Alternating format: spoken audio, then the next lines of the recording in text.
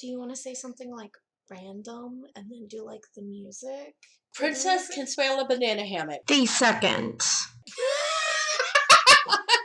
Okay.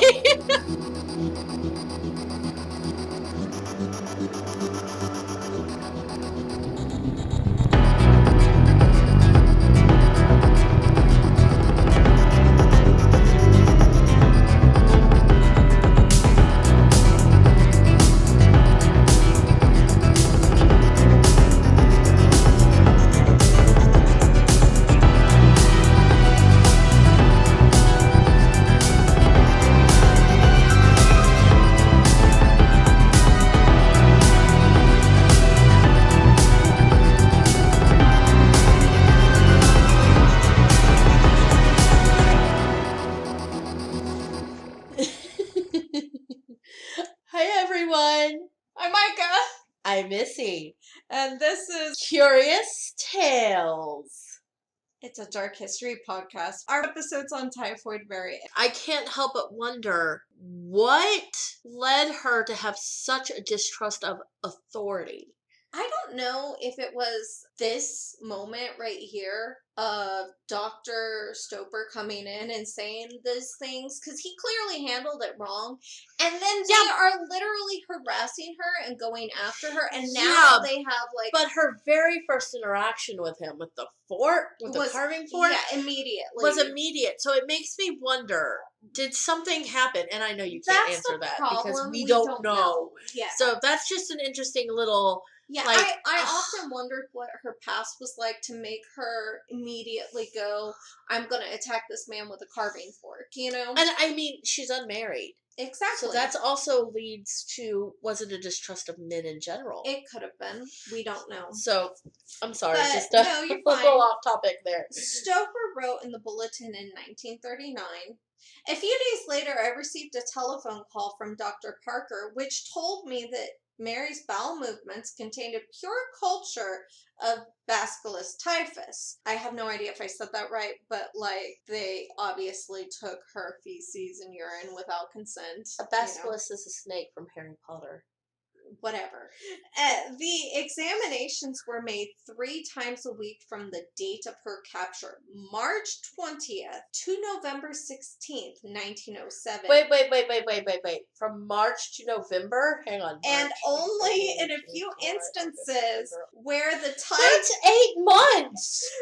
And only in a few instances where the typhoid organisms were not found. So there were only a couple of times where typhoid was not found in her feces. And yes, she was held for 8 months. 8 months? 8 months. Oh, okay. Well, I know it's going to get worse because I know there's stuff up ahead. When her test came back and they discovered that her gallbladder was just full of typhoid, it shook people, even medical. How did they know her gallbladder? Well, because of her feces. Okay. Yeah. Does your gallbladder I don't know. affect There your was like feces? medical lingo that I X'd out of because I don't read medical lingo very well. I could probably try to. Yeah. I can decipher medical lingo, but yeah, but I don't actually know what all your gallbladder does. Because the infection was not in her intestines or her urinary tract, which is a little rare and strange.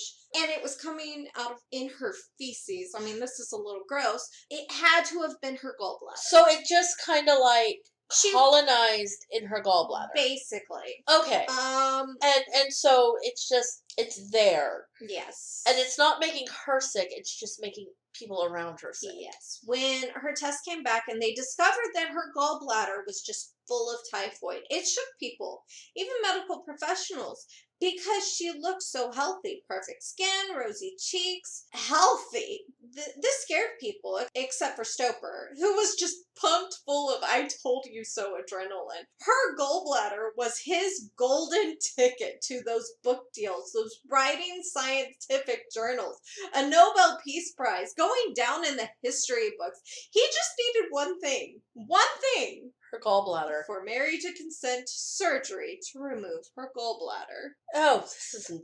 Okay, I'm guessing from how I know how the story ends, that's not going to happen. And Stoper, being almost an equally stubborn as Mary, oh God, would try a third time to reason with her.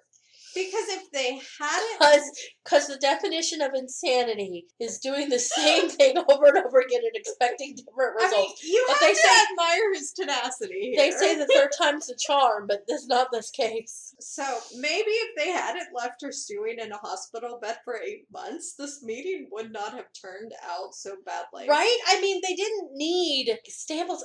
And what did you say? Did you say earlier they were taking them like 2 or 3 times a week? Yeah, 3 times a week. 3 times a week. Monday, for Wednesdays, 8 and Friday. months. You assume. I think she says later on Monday, Wednesday, I mean, and Friday. 3 times a week for 8 months. They didn't need to hold her for that long to make their determination. A month, maybe. Yeah. But no, they just leave her stewing for 8. Oh my gosh. Again, I'm gonna let him explain their third meeting because it's kind of mind-boggling to me. And to We be. can dissect this, okay? So Stoper in the bulletin again, I do like dissecting people psychologically. 1939. The room, with its white walls and ceiling and floor, the white bed and the white bathrobe which Mary was wearing, gave the curiously healthy and fearful, angry-looking people a startling appearance. Mary, I said, I have come to talk with you and see if between us we cannot get you out of here. When I have Why asked... the hell should I bloody well trust you? When I have asked you to help me before, you have refused.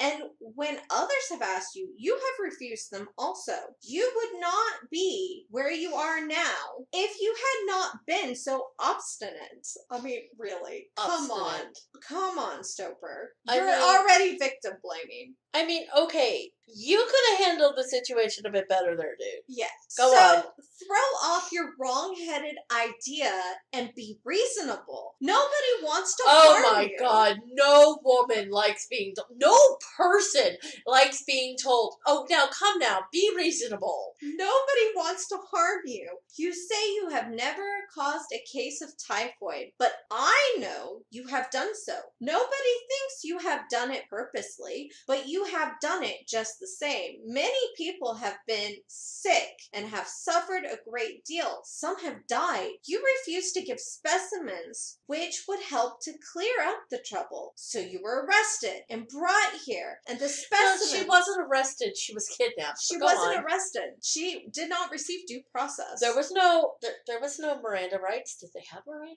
rights? I don't know, but she did not receive due process. So you were She arrested. hasn't been charged with any crimes. No. So you were arrested and brought here, and the specimens taken in spite of your resistance. They prove what I charged. Now, Man, I'd be like hiding my poop.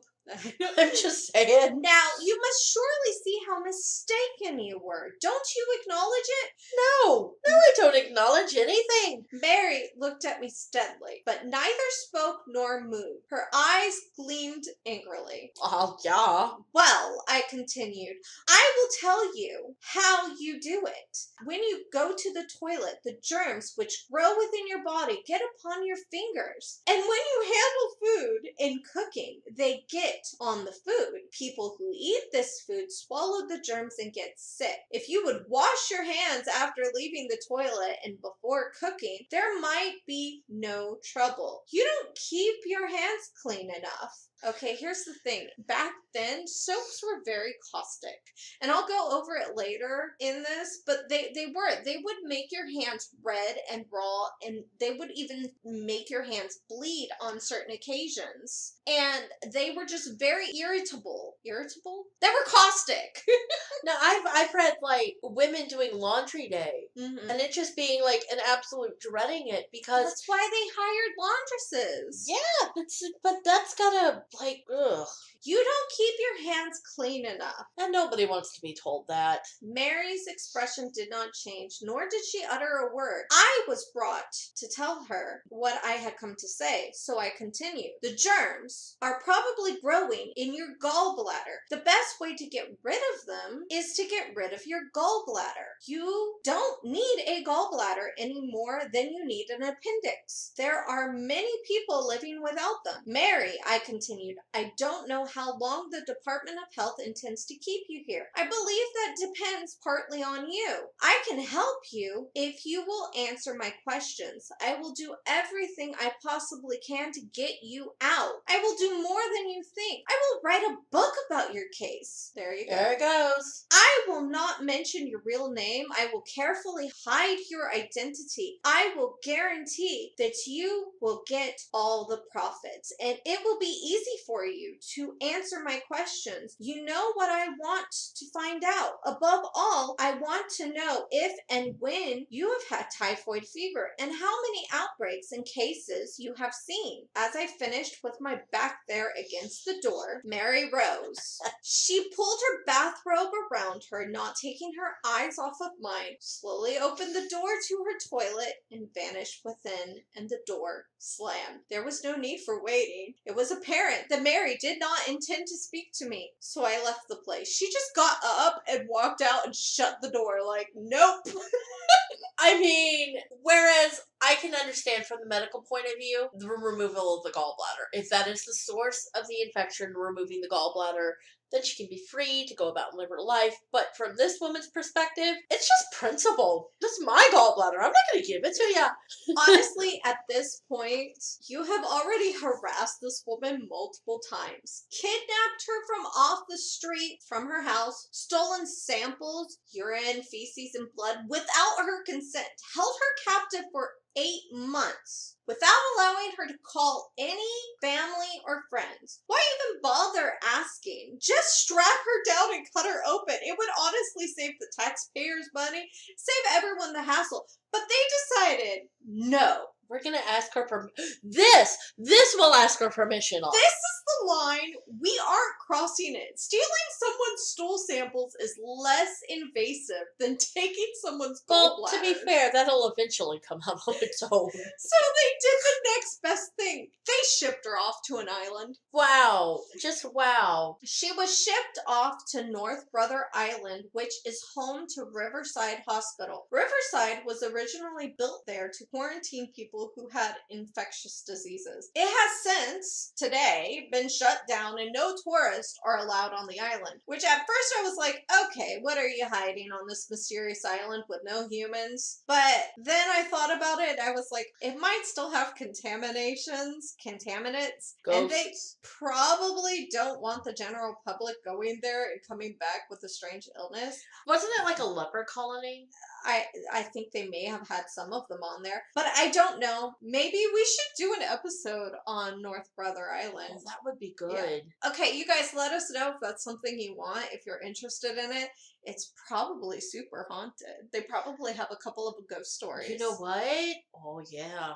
Anyway, we're getting sidetracked. Yeah. Anyway, Mary arrived on the island early in late November or early December of 1907, and she would remain on the island for 3 years. 3? Or until 1910. Mary was given a little bungalow, which was nice. It had indoor plumbing, electric, a gas stove, modern luxuries that she, as a maid or a cook, couldn't afford at the time. Well, I mean, it's not the worst thing ever, but she was even given like a little puppy dog, a little terrier. Oh, those are the best. To keep her company. You know, you can spruce up a prison all you want, make it as fancy and comfortable as possible, but it still doesn't change the fact that she was a prisoner, kept against her will, on an island with little hope of escaping. She could see New York City from where she was, but she had little hope of reaching it. Her friends, her life, they were all unreachable. If she attempted to swim, she would surely drown in the currents before she even reached the other side. Wow. A gilded cage is still a cage. Exactly. A gilded cage is still a cage. Mary would later write of her time on the island, and I think it's quite fascinating because it's one of the few surviving documents that tell of her emotions and anxiety of being held a prisoner on an island. Now, it was written to the editor of the New York American in late June of 1909, and we haven't really gotten to that part yet, but I think it's important to see a little bit of her lifestyle. And like her, like the mindset, like her psychological. But I'll point where like these letters come in later. It says, I will state that I am not segregated with the typhoid patients. There is nobody on this island that has typhoid. There was never any effort by the board authority to do anything for me except to cast me on the island and keep me a prisoner without being sick nor needing medical treatment. When I first came here, I was so nervous with grief and trouble, my eyes began to twitch, and the left eyelid became paralyzed and would not move. It remained in the condition for 6 months. There was an eye specialist who visited the island 3 and 4 times a week. He did not ask to visit me. I did not even get a cover for my eye. I had to hold my hand on it whilst going about, and at night tie a bandage on it. In December, when That has to be really bad because, I mean, like, you need to blink to help moisturize your eyes. So, yeah, well, the thing is, she says there was an eye specialist who visited the island 3 to 4 times a week. He was never asked to visit me. She can't ask to have an eye specialist visit her? I don't know. I don't know. In December, when Dr. Wilson took charge, he came to me and I told him about it. And he said that was news to me and that he would send me an electric battery. But I don't know why he's sending her an electric battery. I don't know why he's sending her, but he never sent it. Oh, your eye's just like that because it's hysteria. It's probably caused by your typhoid. Did they think that back then? However, everything was hysteria for a woman. However, my eye got better thanks to the Almighty God and no thanks. She crossed out no thanks. In spite of the medical staff. I have been, in fact, a peep show for everyone. Even the interns had to come see me and ask about the facts already known to the whole wide world. The tuberculosis man would say, there she is, the kidnapped woman. Wow. While on the island, they ran several tests, taking more samples. I think I read like 3 times a week for the first several months, and then maybe once a week to once a month after that, but don't quote me. But they noticed something quite strange with her tests. Sometimes her tests would come back as positive for the pathogen, while other times it came back as negative. You know how like a lot of the times they've been, especially recently, we've heard a lot of COVID people, they have negative tests, but they still have like COVID symptoms. Like my family member who tested negative, but he had the same symptoms. Well, this was happening with her, that sometimes she would have it and sometimes she wouldn't. This meant that she was something called an intermittent carrier, which was even rarer than a healthy carrier. So then basically the Dr. Stoper is sitting there going like, ka-ching! Exactly. Now, if only she would let us take out her gallbladder. So sometimes she could be infectious and accidentally pass it to others, while other times she could be perfectly safe to be around. Guests were allowed to visit the island twice a week, but she rarely got any visitors, except for maybe her friend August Breihoff. Which was a podcast or an article or something that said that he would collect or he would take her samples from the island to... I'll go over it. Okay. Sorry, jumping ahead. I guess she was able to make that phone call after all. There are rumors that Mary was even using August to smuggle her feces out to have it tested in a private lab. They were said to have... Can you imagine August going, oh, Mary, shit! I left that out too long!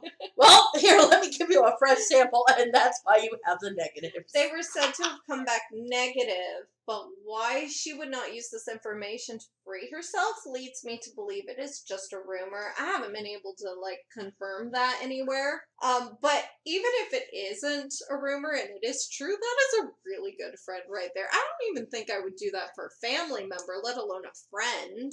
Oh, you wouldn't smuggle my poop? No. Oh. No. Not even a little bit. Even if it were just in a nice little paper bag. No. Anyways, the other patients on the island avoided her for fear of catching typhoid, and they didn't want to get sick. Seriously, guys, you're infected with other things. You should know. But they didn't want to have those things plus typhoid. Right, but I mean, it's fine as long as you don't, eat. She did have one friend on the island. She was a brave nurse by the name of Adelaide Offspring. That's a name. They would go on walks and talk together, and Mary would help out with the children when she could and play with them. I guess the children weren't scared of her. They kind of liked her. Now, how sad is that there are children on this infectious island? I know, right? Now, my question is, and this will probably be when we do go over the island at some point, are the children infected, or are they just the children of the infected? You know what? I don't know. That would be interesting to find out. But even though she tried to make the most of her predicament, she still dreamed of leaving the island. She did not want to be there. Well, of course not.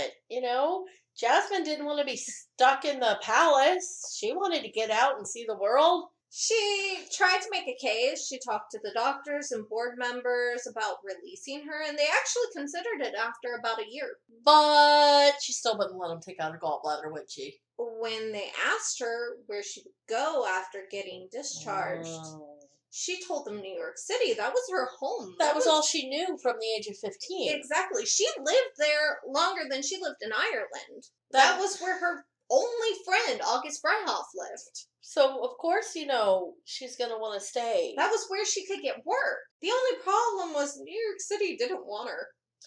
New York didn't want her. Clearly, they knew who she was, so of course they wouldn't want her. This poor woman. The Department of Health told her if she promised to leave the state and use a fake name, then they would release her. But Mary didn't want to leave the state. She didn't want to change her name and go into hiding. She wanted everyone to know she was held against her will, a victim of an overzealous medical system. Now, okay, right there. You gotta admire that woman, okay? Yes. Because she has a strong iron will. Oh, yeah. Because, a lot of people would have just said, okay, fine, I'll leave. You know what? Whatever. I won't leave this place. But Mary said, you did me wrong. I'm not leaving New York. And I'm going to tell the world you did me wrong. The whole world's going to know what you've done to me. Yeah. She told a reporter, I will either be cleared or die where I am now. And sadly, so the Department of Health... There's more to the story. So the Department of Health responded by saying, well, she could stay in the state, keep her name, cook. She just got her gallbladder removed. Well, I'm not going to give you my gallbladder. She refused. That's mine. You can't have it. During a session at the American Medical Association in June of 1908, so a year later, a year into her incarceration, her quarantine, whatever, a doctor gave Mary the nickname Typhoid. Okay, I just have to say, there are a lot of us who can't even handle being quarantined for like a couple of months, and this woman is literally quarantined for 3 years on this island. Yes. During a session on the American Medical Association in June of 1908, a doctor gave Mary the nickname Typhoid Mary. Not very clever, but it followed her. So that's the first time that she's been called. And now, here we are in 2020, over 100 years from this, and we're still referring her as Typhoid Mary. Yes. I bet a lot of people don't even know her last name of Mary Mallon. It's Mallon, baby. It's Mallon. It's Mallon. Mallon. God, I hope I spelled that right. Hey guys, if she didn't, spell that right, then let us know. We'll explain how at the end of this podcast. This nickname, Typhoid Mary, followed her for the rest of her life, and beyond. We even use it now as a term that means a carrier or a transmitter that is maliciously spreading anything undesirable or harmful or catastrophic to the healthy. So we use her name or her nickname as a bad thing. And I don't think she was really all that bad. But then again, future generations are going to have COVID Karen because of the videos. Exactly.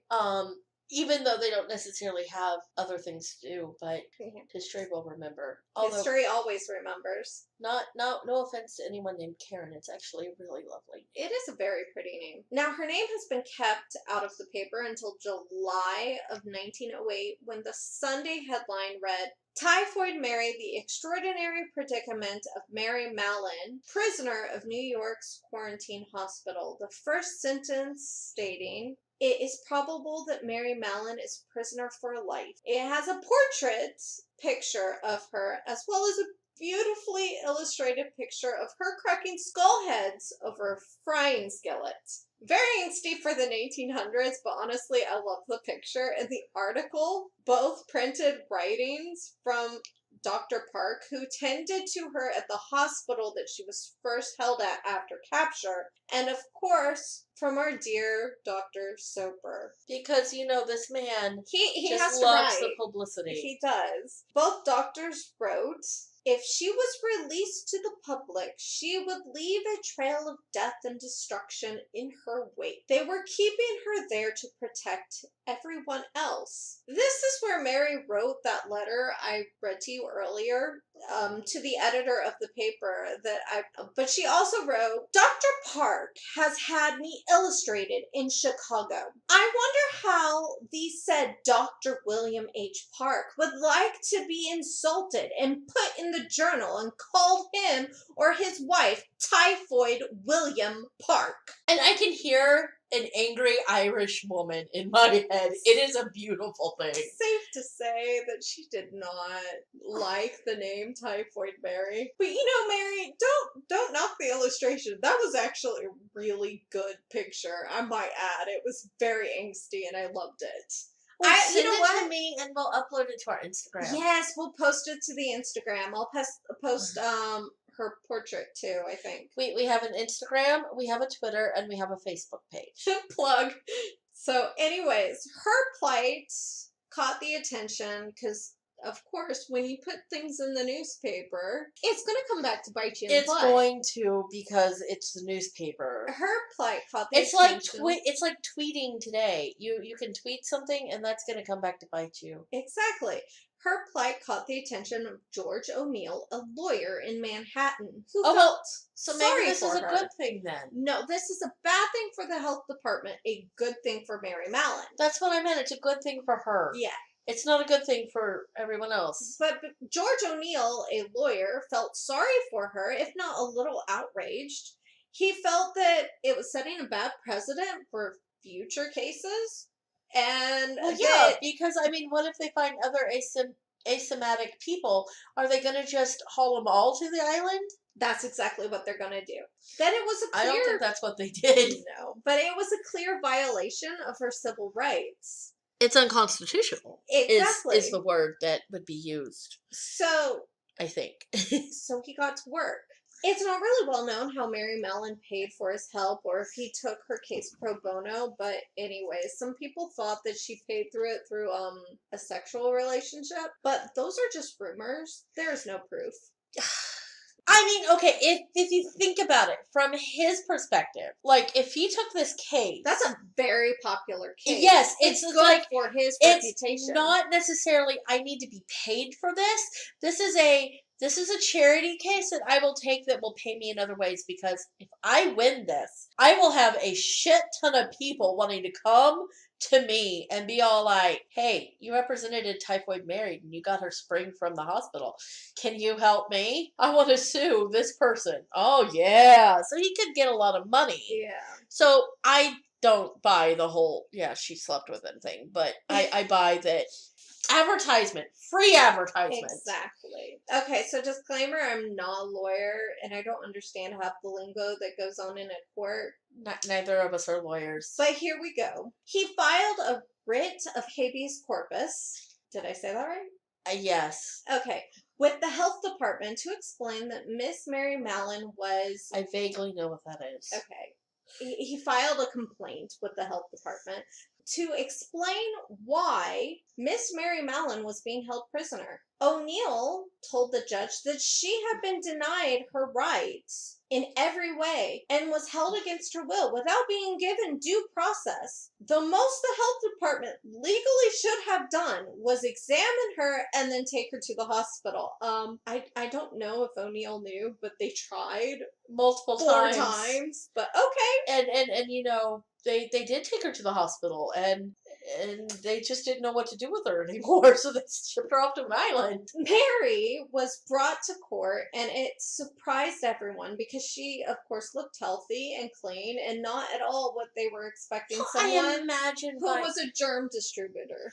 I imagine by now. I imagine that they were not expecting this plump, middle-aged Irish woman. No, they were expecting a villain. Yeah, they were expecting this hook-nosed, pointy chin, warts, and just dripping typhoid from her fingertips everywhere. And this is where Mary talks to the court, and I love what she says, so Good I'm job, going to do Mary. the best I can. I am an innocent human being. I have committed no crime, and I am treated like an outcast, a criminal. It is unjust, outrageous, uncivilized. It's uncivilized, I tell ya. It seems incredible that in a Christian community, a defenseless woman can be treated in this manner. Defenseless? Honey, you attacked a man with a fork. Wasn't there another incident with a fork as well? I don't know. I only counted one. I thought there were two, but that was just her cursing at him. Oh, okay. Cursing. A compelling case, but the court would not rule in her favor. They determined her rights were not violated, and they sent her back to North Brother Island. She, in her anger, wrote letters to all the doctors, including Josephine Baker and George Soper, that if she ever got off the island, she would track them down and kill them. Oh boy. I'm gonna cook. I'm gonna make you some ice cream, force feed it what- down your throat, and make sure I give you the damn typhoid. This is what gets me. She wrote letters to all the doctors saying, I'll kill you. And on February 19th, 1910, she was offered a compromise from the new health commissioner, Dr. Ernest J. Letterly. She should have threatened people sooner. She said that he'd let her go as long as she promised to report to the health department once a month, never worked as a cook again, kept her hands clean, take health and safety precautions to prevent infecting others. Okay, now see, in this day and age, that's one of the reasons why cooks and stuff wear gloves. Yes. But if she had worn gloves, it might have helped. But they didn't have like the rubber gloves back in the days, but No. cloth gloves. But She was born in the wrong time period. she was. I think at this point the island and the health department were just tired of her. Like, I just can't anymore. I mean, she never picks up after her dog, and the little thing just yelps and yaps all the time, and it's just, she's no longer helping with the children, she's just scaring the children. I'm not saying she did any of that. Yes, you are. You just said it. I'm not saying she literally did any of that. Okay. I'm just, they're But just making up excuses to get rid of her at this think point. she was starting to become really bad publicity For the island, and for we're gonna human and take- the island. we're gonna take our infections to somewhere else. But safe to say, it was a good deal. Mary agreed. I mean, she jumped on it quickly. And she signed an affidavit agreeing to all the conditions. She was finally released in But she just can't 1910. work as a cook. She can't ever work as again. a cook. And for a short time, she would cooperate with the terms and conditions. She took a job as a laundress, where the soaps used to clean the clothes wouldn't contaminate others. Because the soap and the hot water would just, Keep her hands clean, would decontaminate the decontaminate. Thank you. The laundry. Right. So it was a safe job. She reported to the But it's a hard one. Yes. It doesn't pay very well. Yeah. She reported to the health department once a month. There was just one problem. Mary had trouble making ends meet on such meager wages. Like you just said, it's not a well-paying job. It's long, hard hours, and it doesn't pay well. She realized she made more money working as a cook for the 1% than she ever did as a laundress or a maid. And the work was harder for her. Being a laundress in those times, it wasn't easy. The soaps, like I said before, were caustic. So that would just leave her hands raw and sore. Yes. And sure, as a cook, you would have to wash your hands, but not to the extent of a laundress, and the hours were long and they were harder than And a by cook. now she's like what? By now she's like 40. Mary's pushing 40, which is like today's 60. The 1900s were hard, man. It was a hard life for her. Oh. So she filed a lawsuit against New York City and the Board of Health for unlawful imprisonment, and she asked for $50,000 in damages. Holy crap! That's a lot of money in those days. I'm not going to bother to take the time to figure out how much that is in $2020, but it's like gazillions. It's a lot of money in today's day and age, too. It is. She 50,000. claimed because she could no longer work as a cook and had to take lower paying jobs, her income had been drastically reduced and she'd lost wages. Also, the damage done to her reputation would ensure that she would never cook again. I mean, they didn't want her to cook again, or that she would not find jobs so easily.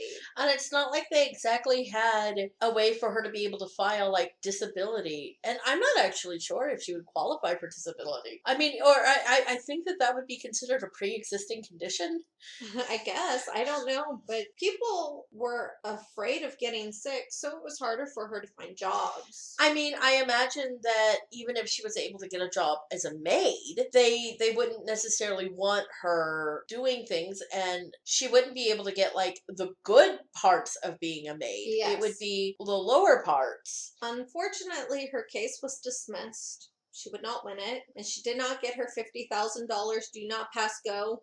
Do not collect $50,000. The third and final straw, and I think this one is what hurt the most for me reading it, was August Freihoff. What of him? He was probably the only thing keeping her in her new harsh reality, and he would die of a heart condition. Oh no, so he died. Yes. So her one and only friend, her possible lover, is dead. Remember, as far as we know, she has no one else in like the the aunt world. and uncle that she had died soon after she got there. Yeah. We don't know what happened to her parents. So this guy was the only so now she's all alone in the world. August Freihoff was her only friend. He stuck by her through thick and thin. He would come to the island and He visit. visited her. He smuggled her. I mean, He okay, may or may not have smuggled her poop. that's a friend right there. And now he was gone. So now she is literally all alone in the world, pretty much destitute. Is this where she goes back to the island? She would report once a month to the health department for a This is full where I go back year to the island. after her release, but then she stopped coming. Okay, so it doesn't go back to the island. She would not resurface again for another nearly 5 years. Oh, I did not know that. I thought they just... For nearly 5 years. This is in 2010? 1910? She does not resurface until January and February of 1915, when an outbreak of typhoid fever occurred in the Sloan Hospital for Women on West 59th Street, New York City. Wait. A woman's hospital? Mm-hmm. So probably a hospital where women go to have babies? Mm-hmm. She was there for 4 months before an outbreak happened. Oh, then she didn't make ice cream for 4 months. She tried really hard not to contaminate anyone. Okay, wait. This is in 1915. So Yes. by now they've had a vaccine for 4 years. You're catching on, man. Okay. There were 25 cases that affected mostly nurses and other attendants of the institution, and 2 of the affected would die of their symptoms. That is 3 fatalities that we know of. Which constitutes, by definition, her as a serial killer. Yep. Death by typhoid. It is possible that it could have been much worse if the hospital had not been vaccinated against typhoid. Luckily, a vaccine for typhoid fever was found 4 years earlier in 1911. I'm sorry, I jumped the gun. They were like, oh shit, typhoid Mary has disappeared and we need to protect ourselves. We need that vaccine ASAP. So, they've got a huge typhoid problem. They've got 25 And let cases. me guess. Guess They who- call in our good friend Dr. Soper. They called in Dr. George Soper. And he's probably like, y'all hired a new cook lately. So George Soper wrote in the Bulletin in 1939. Yes, we're back to reading him. One day, Fine. Why not just read him when he provides you so much source material? He's such a great writer, too. I love his writing. One day, Dr. Edward B. Karen, head obstetrician and gynecologist of Sloan Hospital. I called it. It's where women go to have babies. Yep. Telephoned me asking that I come out once to the hospital to see him about a matter of great importance. When I arrived there, he said he had a typhoid epidemic of more than 20 cases on his hands. The other servants had jokingly nicknamed the cook Typhoid Mary. She was out at the moment, but would I recognize her handwriting if she was really that woman? He handed me a letter for which I saw at once. The cook was indeed Mary, and I also identified her from his description. Okay, now, there are ways for experts to be able to see the way certain people write. From what I understand, she wrote in a specific way that was taught in Ireland, but I'm not exactly sure. Okay. Yeah. Well, I mean, I would have imagined he probably spent so much time Studying her stuff, literally, and her poop and all that stuff. And he probably saw the letters that she wrote. Probably got a few strong-worded letters. He probably reread the threatening letter. She at least wrote him a letter once or And, twice you know, about he killing probably him. goes, hang on, let me pull out my death threat letter. Let's compare it. That's the way she sweeps her M's, definitely. Oh, she hesitates a little bit there. Definitely the same signature. So same woman. He called the health department so that they would be notified, and it was not long before Mary was again taken and sent to North Brother Island. I actually figured out that I got my date wrong, and it was only a month after. So what happens is Mary heard that Dr. Stoper was at the hospital and the outbreak had happened, and she ran. Micah, you missed the best part. What? Her alias. Oh, did I not read it? I cut it out. Oh my gosh. Okay, guys. So she was going under an alias by the name of Mary Brown. Which, you know, is the color of poop. She actually, there is another alias I was able to find that is a little bit more romantic. And it kind of leads me to believe there was more to their relationship. Oh, go on. Do tell. She went by Mary Bryhoff. Oh, as one of her other aliases. Okay. So yes, that kind of does lead into a little bit more of a relationship. Yeah, okay. Which is kind of romantic and kind of sad. She's lost him. I was there for that relationship. I wanted to see it end happily. You knew going into this research this wasn't going to end happy for her. I did, but I mean, you can hope anyway. Continue on. I'm sorry. You skipped over that, so I wanted to make sure that got in. She was apprehended on March 27th, 1915, when the health department tracked her down to a home in Long Island. They would once again send in Dr. Josephine Baker, several officers, and an ambulance. Because, hey, it's cool. We got this. We know how to make it work. Guard the coal building. Do not let her enter where they put the coal. Leave the coal chute alone. Leave the coal chute alone. And once again, Mary Mallon would attempt to evade capture by hiding in the bathroom. Okay, so the bathroom, not the coal chute. Of course, that didn't work, and she was carted off to North Brother Island, where she would spend the rest of her life with no possibility of escape. Not much is known of her second incarceration, quarantine. Stoper wrote in the Bulletin in 1939, Mary was on the island for the second time for 23 years. That's so sad. During this long period, she never once tried to escape. Did she want to regain her liberty after her second arrest? I believe she did not. Some think she had come to recognize her condition as inevitable and had become reconciled to a life of imprisonment. My belief is that a change had come over her, a change that was due largely to the passage of time. It was both mental and physical. She felt that she had been hounded because of typhoid fever. She did not admit that there was any typhoid about her, but since others said there was, she was not allowed to go freely where she pleased and do what she wanted to do. As her lawyer had said, she had been at first advertised to the world as a dangerous person and had been treated worse than criminal, and yet she had not been guilty of the least violence towards anyone. So at least he admits to this. So I can also imagine that at this point she's getting on up in years. Running is getting harder, and this looks like a good retirement plan. Exactly. She doesn't have to pay for anything. She has all the I'm not luxuries. saying that it's a good retirement plan, No, but it was a good but retirement she had plan. all the luxuries. She had her dog. I mean, it seemed like a good place to just stop. And once she got caught again, it's like, well, after I had that little stunt that I pulled, I'm never getting off And this remember, island. she has no reason to go back to She New doesn't York. have anybody anymore. She's all alone in the world. The other thing we know about her is Christmas of 1932, Mary was found on the floor of her bungalow, paralyzed. Oh no. She'd had a stroke and would never be able to walk again. She was moved to the hospital, so away from her bungalow and her dog, where she probably would, a different dog. Yeah, where she would receive constant care.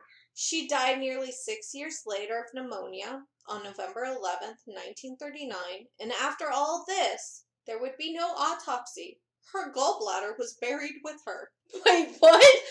After all of that, they could have taken her gallbladder. But why? Now, I heard that they did do an autopsy, but Stoper wrote that there was no autopsy. He never received it, and I'm inclined to believe him, because he was the one who wanted it the most. He really wanted that gallbladder, guys.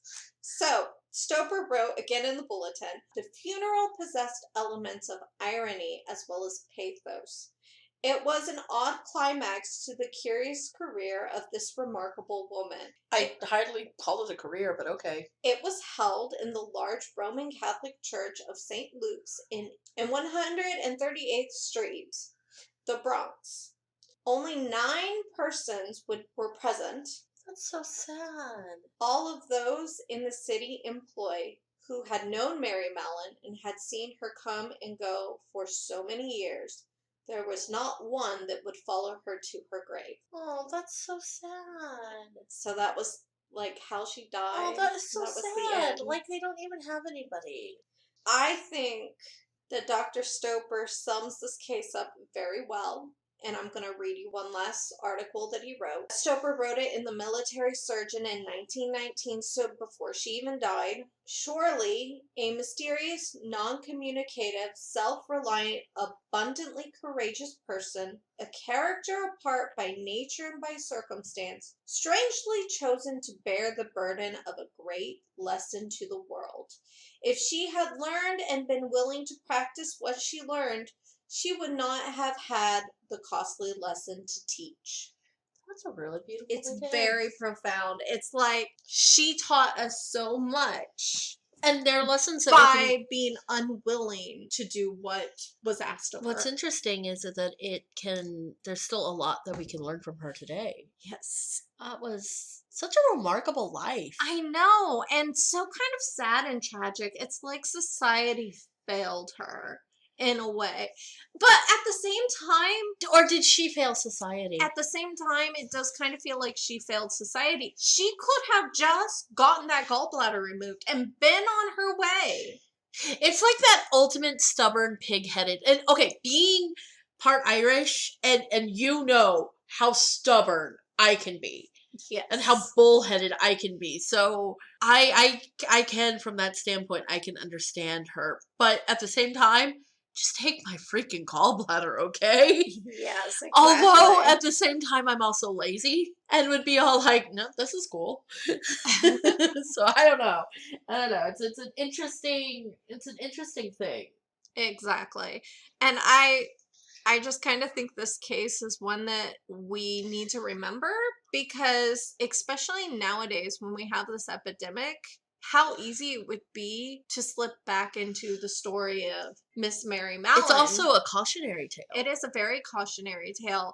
she was unwilling to take safety precautions, and she infected several people. She killed 3 people, and although the numbers aren't high, they could have been much higher. That woman's hospital that she cooked at, that could have been a lot worse. And we don't know. That was just from that temp agency that we got that That is information. all we know is We from don't that temp know agency. other people. And that we she don't worked know with. if it was her aunt, if her parents were affected, when she had typhoid, to know when she was actually starting to infect people. I do find the theory of her being born with it very compelling. I do too. I think it's interesting. I don't know if that's possible.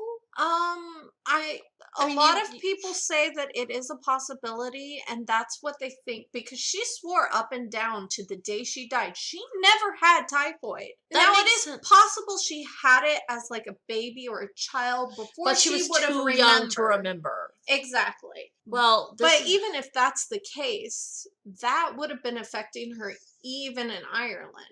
But we don't know. But we don't know because, okay, I remember like vague little things from when I was 2. Mm-hmm.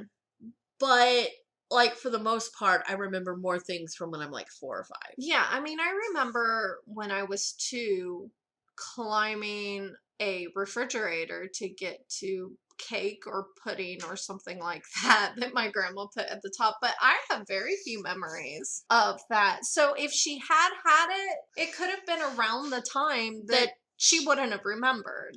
A lot of people don't remember anything from 2 and under. But in a way, I feel society failed her, and I feel she failed society. She was unwilling to take the risk and trust somebody else. But it was clear she didn't trust a lot of people. She didn't, because there was nobody else in her life.